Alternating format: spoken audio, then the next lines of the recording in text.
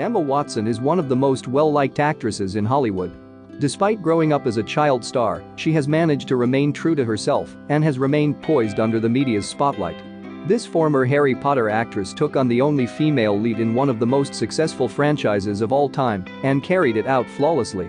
Today, Watson is all grown up and is well recognized not only as an actress but also as a feminist, fashion icon and model. She was appointed a UN Women Goodwill Ambassador in 2014 and is an outspoken advocate for gender equality. Since the Harry Potter series wrapped up in 2011, she's continued on with some great projects like The Perks of Being a Wallflower, Noah, Beauty and the Beast, and Little Women. She even attended an Ivy League school in between all of this. We watched her grow up on screen, but there's still a few things we don't know about this stunning actress. See if you knew any of these interesting facts about Emma Watson.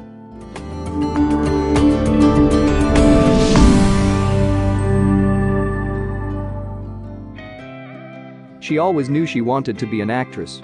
Emma Charlotte Duaire Watson was born in Paris and lived there until she was 5, and since she was just a child she knew she was going to be an actress.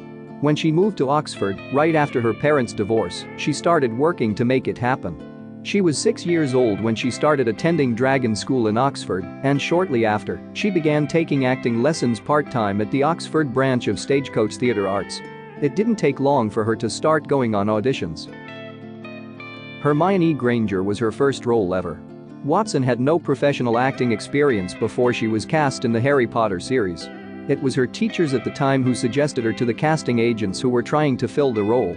She auditioned for the role 8 times before it was given to her, and J.K. Rowling has said she wanted Watson for the role from the very first screen test. Watson was only 11 years old when she appeared in the first Harry Potter movie. She considered leaving the Harry Potter franchise. Watson almost didn't do the final 3 Harry Potter films because each film took so long to produce, and she didn't want to be locked into the role until she was 20 years old. At the time, she was only 16 years old and had other hobbies and interests she wanted to explore. In an interview with Newsweek back in 2006 she said, "Every film is such a huge production, and it's been a long time. Daniel and Rupert seem so sure. I love to perform, but there are so many things I love doing. Maybe that sounds ungrateful. I've been given such an amazing opportunity, but I'll just have to go with the flow." In a later interview when she was questioned about her past hesitation, she said, "I would have found it very difficult watching the movies being made without me. Being a part of this film franchise feels like part of my identity in a way. I would have gotten a lot more sleep. But I definitely made the right choice." Turn down roles. One of the things Watson knows a lot about as a child star is the struggle to break away from typecasting, like she has had to do with her longtime role as Hermione Granger. She was initially offered the leading role of Cinderella in the Disney live-action film, but she turned it down, and the role went to Downton Abbey star Lily James. Watson prides herself on being a feminist and is open about the fact that she does not want to play one-dimensional female characters, which for a long time after the Harry Potter series ended were the only kind of roles she was offered.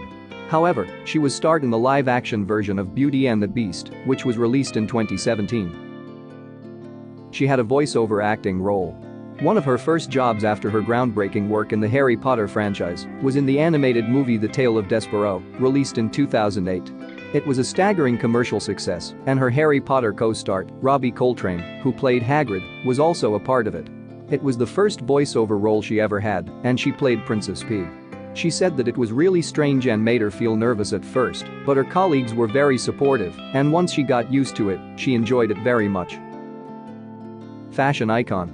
Emma Watson continuously graces best-dressed lists each year and openly admits that she really enjoys all things to do with fashion.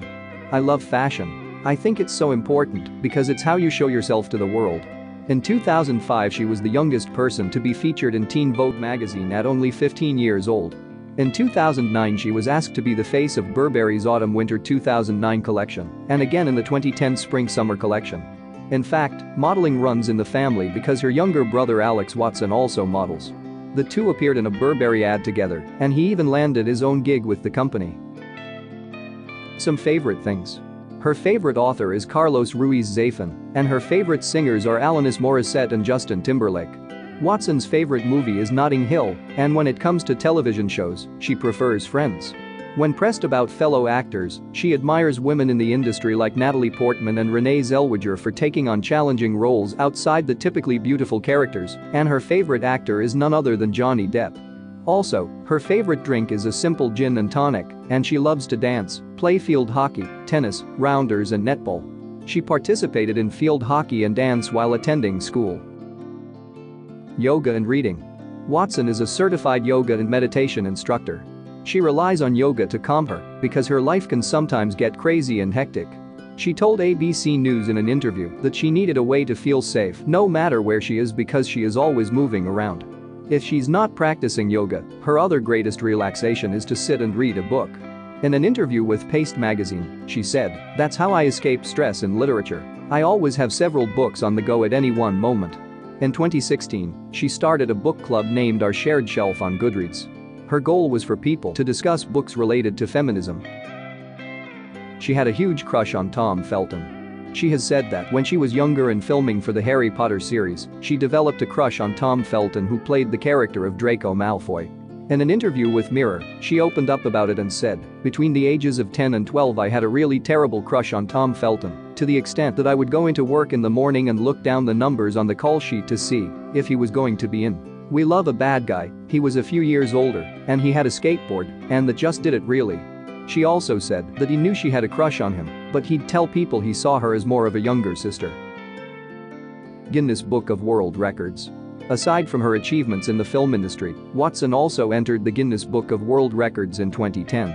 Just before wrapping with the last Harry Potter movie, it was reported that Watson has been awarded the highest-grossing actress of the decade. At the time, the movies she worked on grossed over $7.7 billion worldwide. It may have taken a decade to shoot all 8 Harry Potter movies, but it surely paid off since it brought her around $60 million.